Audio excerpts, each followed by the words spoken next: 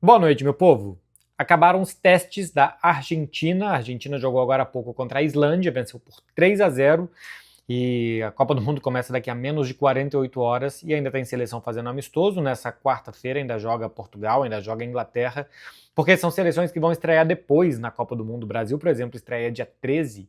A Argentina, Inglaterra e Portugal e França também estreiam no dias 16 e 17. A Argentina e França dia 16, Inglaterra e Portugal dia 17.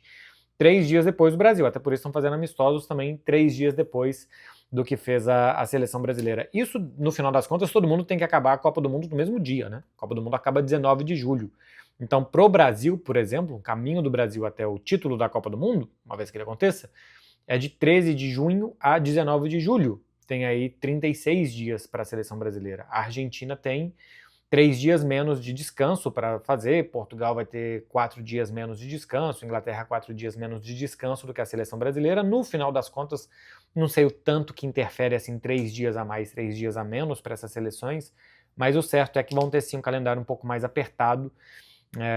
Alguns desses times, a seleção brasileira, como joga antes, como começa antes a sua Copa do Mundo, tem um pouquinho mais de vantagem nesse sentido. Uma seleção da Argentina que jogou ainda com muitas incertezas, muitos jogadores ainda entregues ao departamento médico e outros saindo do departamento médico sem as condições ideais, porque no final das contas, meu povo, a primeira fase da Copa do Mundo é uma primeira fase acessível para todo mundo, né?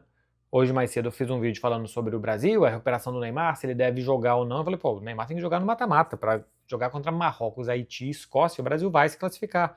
Se não fizer os 9 pontos, que eu acho que vai fazer, com 6, com 4, até com 3 pontos, é possível que se classifique. Então, o Brasil tem lá o Haiti, de seleção muito fraca. A Argentina vai ter a Jordânia para enfrentar na primeira fase, de seleção mais frágil. Ainda tem a Áustria também, que é uma seleção europeia, e normalmente as seleções europeias são alguma coisa mais organizadas, e tem jogadores que jogam em grandes clubes, ou pelo menos em primeiro e segundo escalão de futebol europeu, mas também não é uma super seleção, a seleção austríaca. E ainda tem a Argélia, a Argentina, para jogar na primeira fase. Esse sim é um time bom, também competitivo, também muito animado com a Copa do Mundo, mas é uma primeira fase também acessível para a Argentina. Ela vai estar, é bastante provável que ela não passe pelo drama que ela passou em 2018 para se classificar, e até em 2022 também, né? Porque perde da Arábia Saudita, estava custando a achar um golzinho do Messi, que teve que tirar a Argentina do buraco contra o México, e depois consegue vencer a Polônia com um pouquinho mais de tranquilidade. Com os 12 de 16 terceiros classificados, de 16 terceiros colocados se classificando para as 16 avos de final, a Argentina vai estar lá e, assim, é considerada a grande favorita, chega como número 1 do ranking da FIFA.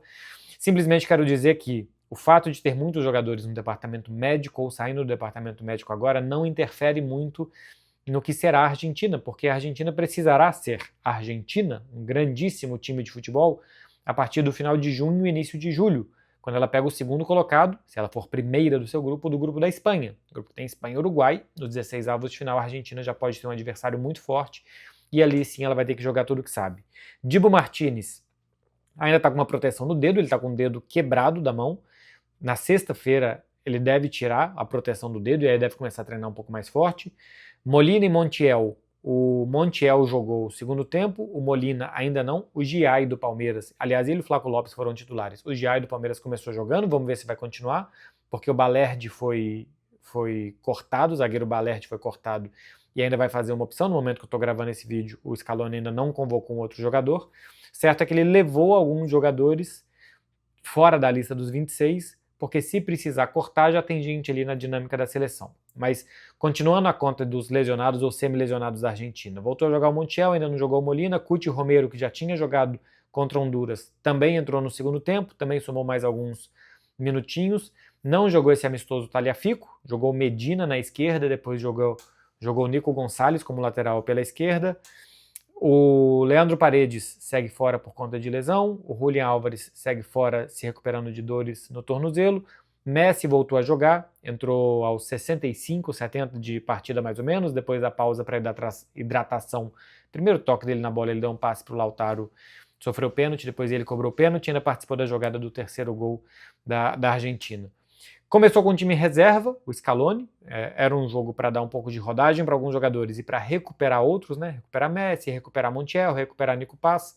O Nico Paz começou jogando o Ezequiel Palacios no meio campo, o Barco também no meio campo, o Flaco Lopes começou jogando no ataque, começou jogando o Gil Simeone, o Gia e o Medina de um lado.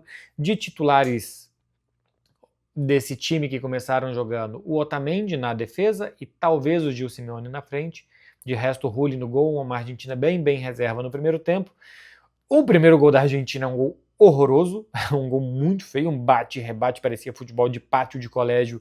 No final das contas, o Barco dá um chutaço para fazer 1-0 para a Argentina no primeiro tempo.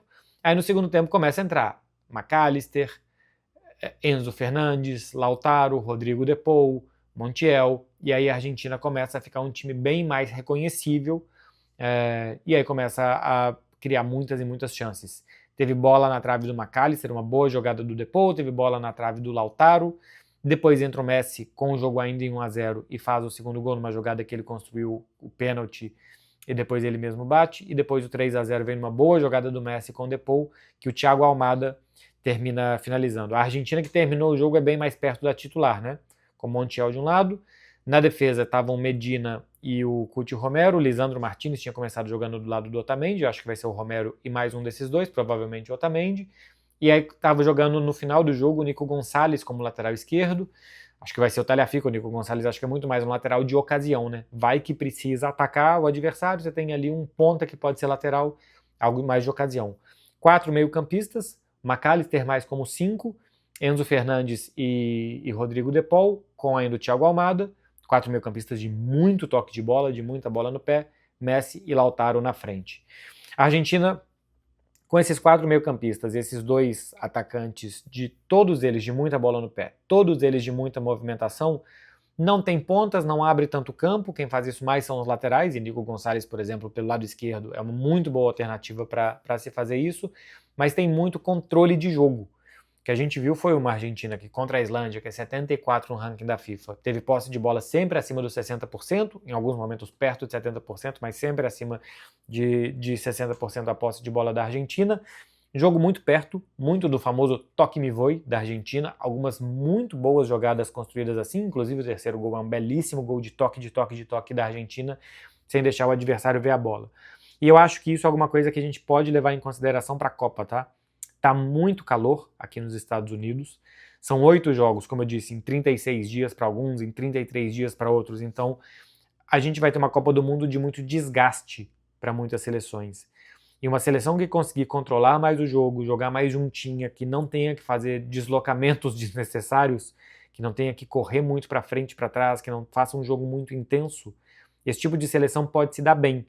Ainda mais se souber fazer a leitura de jogo, isso o Scaloni faz muito bem, de não ter sempre um 11 titular muito definido e você ir com aquele 11 titular do início até o final da Copa do Mundo sem trocar. Mas sim fazer trocas, sim poupar jogadores, fisicamente não está muito bem, não começa o jogo, mas entra depois no segundo tempo. Tudo isso pode ser muito importante em uma Copa de mais jogos, de mais mata-mata também e de muito calor. Tem mais jogos, tem mais mata-mata, mas tem Jordânia pelo caminho para a Argentina, tem Curaçao para a Alemanha, tem Iraque para a França, tem Haiti para o Brasil.